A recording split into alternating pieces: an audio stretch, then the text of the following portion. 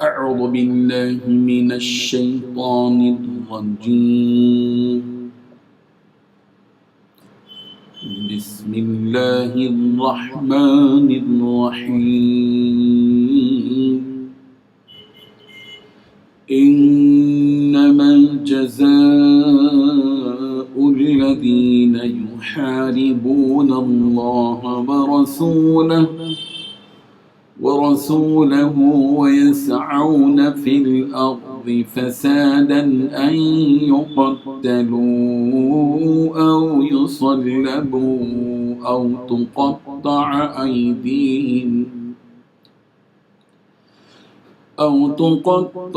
أيديهم وأرجلهم من خلاف أو ينفوا من الأرض ذلك لهم خزي في الدنيا ولهم في الآخرة عذاب عظيم إلا الذين تابوا من قبل أن تقدروا عليهم فاعلموا أن الله غفور رحيم صدق الله العظیم۔ حاضرین و ناظرین، یہ درس نمبر 467 ہے، 467۔ سورہ مائدہ کی 2 آیتوں کی تلاوت کی گئی، آیت نمبر 33 اور 34، 33 اور 34۔ لفظی ترجمہ دیکھیے، انما جزاء الذین، بس ان لوگوں کا بدلہ جو یحاربون اللہ، لڑتے ہیں اللہ سے، ورسولہ، اور اس کے رسول سے، ویسعون، اور کوشش کرتے ہیں، فی الارض، زمین میں، فساداً، فساد کرنے کی، ان یقتلوا، کہ وہ قتل کر دیے جائیں، او یا یصلبوا، وصولی دیے جائیں، او یا تقطع، کاٹ دیے جائیں، ایدیہم، ان کے ہاتھ، وارجلہم، اور ان کے پاؤں، من خلاف، مخالف جانب سے، او یا ینفوا، نکال دیے جائیں، من الارض، اس علاقے سے، ذالک، یہ لہم، ان کے لیے، خزی، ذلت ہے، فی دنیا میں، ولہم، اور ان لوگوں کے لیے، فی الآخرت، آخرت میں، عذاب عظیم، بڑا عذاب ہے۔ الا الذین، مگر وہ لوگ جو کہ تابو، توبہ کر لی، من قبلی، اس سے پہلے، ان تقدیرو، کہ تم قابو پالو، علیہم، ان پر، فاعلمو، تو جان لو، کہ ان اللہ، کہ بے شک اللہ، غفور، بہت بخشنے والا، رحیم، نہایت رحم کرنے والا ہے۔ بزرگان محترم، ترجمہ اس کا یوں ہے، جو لوگ اللہ اور اس کے رسول سے لڑائی کریں اور ملک میں فساد کرنے کو دوڑتے پھریں،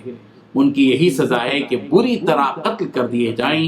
یا سولی چڑھا دیے جائیں، یا ان کے ایک ایک طرف کے ہاتھ اور ایک ایک طرف کے پاؤں کاٹ دیے جائیں، یا ملک سے غائب کر دیے جائیں۔ یہ تو دنیا میں ان کی رسوائی ہے، اور آخرت میں ان کے لیے بڑا بھاری عذاب تیار ہے۔ ہاں، جن لوگوں نے اس سے بیشتر کے تمہارے خوابوں میں آ جائیں توبہ کر لی، تو جان رکھو کہ اللہ بخشنے والا، مہربان۔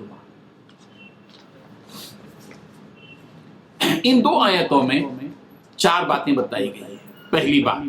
جو لوگ اللہ اور اس کے رسول سے لڑائی کرتے ہیں اور زمین میں فساد مچاتے ہیں، ان کی سزا یہی ہے کہ انہیں قتل کر دیا جائے، یا سولی پر چڑھا دیا جائے، یا ان کے ہاتھ پاؤں مخالف سمتوں سے کاٹ ڈالے جائیں، یا انہیں زمین سے دور کر دیا جائے۔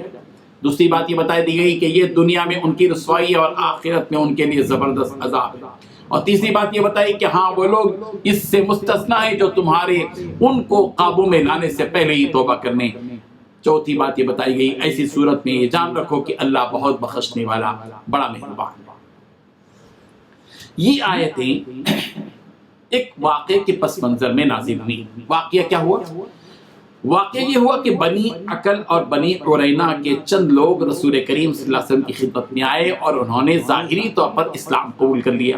اور پیارے پیغمبر صلی اللہ علیہ وسلم کے دستے حق پرست پر مبارک پر بیعت بھی لے لی۔ مگر ان لوگوں کو مدینے کی آب و ہوا راس نہ آئی اور وہ بیمار ہو گئے۔ پیارے پیغمبر صلی اللہ علیہ وسلم کے سامنے انہوں نے اپنی بیماری کی کیفیت رکھی۔ آپ علیہ الصلوۃ والتسلیم نے ان لوگوں سے کہا کہ وہ صدقے کی اونٹوں کی طرف نکل جائیں جو شہر سے باہر ہیں، جو آبادی سے بالکل دور چرتے ہیں، اور ان اونٹوں کے ساتھ رہیں، ان اونٹوں کا پیشاب پئیں اور ان کا دودھ بھی پئیں۔ ان لوگوں نے اسے منظور کر دیا، صدقے کے اونٹوں کے پاس رہنے لگے اور اونٹوں کا دودھ اور پیشاب پیتے رہے۔ جب تندرست ہو گئے تو چرواہے کو قتل کر دیا انہوں نے اور اونٹوں کو ہانگ کر لے کر چلے گئے۔ پیارے پیغمبر صلی اللہ علیہ وسلم کو اس کی اطلاع ہوئی کہ یہ لوگ جن پر رحم کیا گیا تھا، جن پر احسان کیا گیا تھا کہ وہ اونٹوں کے دودھ پیے، پیشاب پیے رہیں اور اپنی صحت، ان کی بیماری کی صحت کے لیے ان کا علاج تھا۔ سوال یہ کہ اللہ کے پیارے پیغمبر صلی اللہ علیہ وسلم نے انہیں پیشاب پہ پینے کا کیوں حکم دیا؟ پیارے پیغمبر صلی اللہ علیہ وسلم کو پیارے پیغمبر صلی اللہ علیہ وسلم کو اس کا علم تھا کہ یہ لوگ صرف ظاہری طور پر مسلمان ہوئے ہیں، حقیقت میں مسلمان نہیں ہوئے ہیں، اور جب ظاہری طور پر ہی مسلمان ہیں اور حقیقت میں مسلمان نہیں ہیں تو اسلام کے جو احکامات ہیں پیشاب پینے کے، حرام کے، وہ احکامات ان پر نافذ نہیں ہوتے۔ تو ظاہر بات ہے کہ وہ پیشاب پی کر اور جو ہے دودھ پی کر اپنی صحت تو ان کی بن جائے۔ پیارے پیغمبر صلی اللہ علیہ وسلم کا گویا ایک احسان تھا ان کے اوپر، اس لیے کہ وہ احکامات کے مکلف نہیں تھے، لیکن انہوں نے غداری یہ کی کہ پیارے پیغمبر صلی اللہ علیہ وسلم نے ان کے لیے جن اونٹوں کے پیشاب اور دودھ سے استفادے کی اجازت دی تھی، وہ صدقے کے اونٹ جو آبادی سے باہر تھے، وہ ان احسان کرنے کے بجائے انہوں نے اسی چرواہے کو، جس چرواہے کے ساتھ رہے، جن اونٹوں کے ساتھ رہے، چرواہے کو قتل کر دیا اور ان اونٹوں کو ہانگ کر لے کر چلے گئے۔ پیارے پیغمبر صلی اللہ علیہ وسلم کو اس کی اطلاع دی۔ نبی کریم صلی اللہ علیہ وسلم نے ان کا پیچھا کرنے، ان کو پکڑ کر لانے کا حکم دیا۔ چنانچہ وہ لوگ گئے اور جا کر ان کو پکڑ کر لائے۔ اللہ کے پیارے پیغمبر صلی اللہ علیہ وسلم نے جب آئے تو ان کے ہاتھ اور پاؤں کاٹ دینے کا حکم دیا اور ان کی آنکھوں میں گرم سلائی پھیر دی گئی جس سے وہ اندھے ہو گئے، پھر دھوپ میں ڈال دیے گئے یہاں تک کہ وہ مر گئے۔ سوال تو یہاں پر اس آیت میں گویا ڈکیتی کی 4 سزائیں سنائی گئی۔ ایک تو ہے کہ قتل کر دیا جائے ڈاکوؤں کو، دوسرا ہے کہ سولی پر چڑھا دیا جائے، تیسرا ہے کہ مخالف جانب سے ہاتھ پاؤں کاٹ دیے جائیں، چوتھا ہے کہ زمین سے دور کر دیا جائے یعنی جلا وطن کر دیے جائیں یا قید کر دیے جائیں۔ علماء نے لکھا ہے کہ امیر المومنین کو اختیار ہے کہ 4 سزاؤں میں سے جو سزا بھی جس ڈاکو کے لیے اختیار کرے وہ کر سکتا ہے۔ ان دنیاوی سزاؤں کے بعد یہ بات بھی بتا دی گئی کہ ان لوگوں کی اس دنیا میں رسوائی یہ ہے اور ان کے لیے آخرت میں بڑا عذاب الگ سے۔ ہاں، ایک صورت یہاں یہ بتا دی گئی کہ وہ لوگ جنہوں نے اس سے پہلے اپنے گناہوں سے توبہ کر لی کہ وہ قابو میں آ جائیں، یعنی اگر انہوں نے چوری کی یا ڈکیتی کی اور ان کے پکڑے جانے سے پہلے ہی خود وہ شرمندہ ہو کر جو ہے اپنے آپ کو سپرد کر دیا اور معافی مانگ لی، ان کا حکم الگ ہے کہ ظاہر بات ہے کہ شرعی طور پر جو حد مقرر ہے ان کے اوپر وہ ساقط ہو جائے گی۔ البتہ بندوں کا جو حق ان کے اوپر ہے کہ انہوں نے ڈکیتی کی تھی، جن کا مال لیا تھا، وہ تو ان کو دینا پڑے گا، لیکن یہ کہ ان کا جو جرم ڈکیتی والا معاملہ تھا وہ معاف کر دیا جائے گا۔ وہ سزا ان کو نہیں دی جائے گی جو سولی پر لٹکانے کی بات ہو یا ہاتھ پر کے کاٹنے کی بات ہو یا جلا وطن کرنے کی بات ہو، یہ ان کے اوپر قانون نافذ نہیں ہوگا۔ بہرحال آخر میں اللہ تبارک و تعالیٰ نے بات بھی بتائی کہ اتنا سب کچھ ہونے کے بعد اللہ تعالیٰ کی شان یہ ہے کہ اللہ تعالیٰ غفور بھی ہے، رحیم بھی ہے، معاف بھی کرتے ہیں اور رحم بھی کرتے ہیں۔ اللہ تعالیٰ ان آیات کی حقیقت کو سمجھنے کی ہم سب کو توفیق عطا فرمائے۔ وآخر دعوانا ان الحمدللہ رب العالمین۔ لا إله إلا الله